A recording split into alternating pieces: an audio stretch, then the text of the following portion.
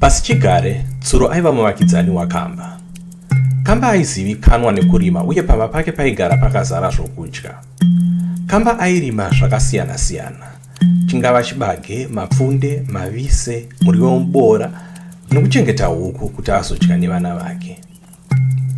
Asi Tsuro aiva nenungo, aipona nezvekuba zvinenge zvarimwa naKamba. Rimwe gore mvura yakaramba kunaya. Mbesa dzakanga dzadyarwa naKamba dzakapera dzese kutsva. Kwakaita nzara yaityisa kwazvo mudunhu iri.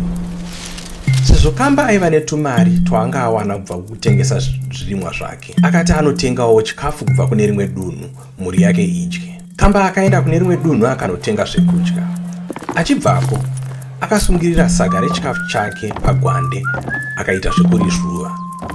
Akanananira hake akananga kumba. Tsuro aiziva kuti Kamba aenda kunotsvaka chikafu, saka akamuwandira munzira. Kamba aifamba zvake achizvivaraidza nekuridza muridzo. Kamba ava pedyo nekusvika pamba. Tsuro akabuda nemugwenzi achishevedzera kuti ndanhoka saga rangu.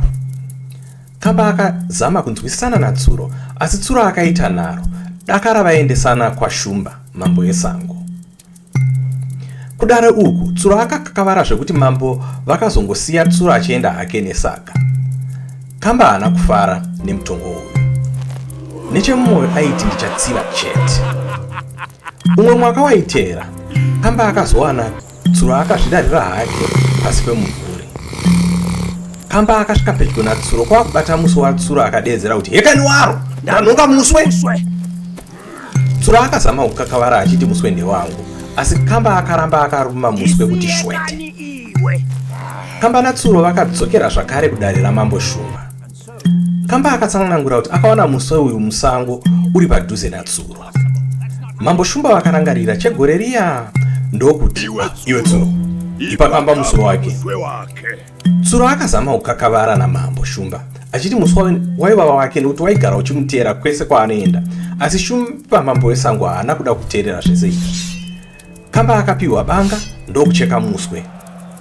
Nanhasi tinoona Tsuro ine muswe mupfupi nekuti wakagurwa naKamba. Ndopakaperera sangano.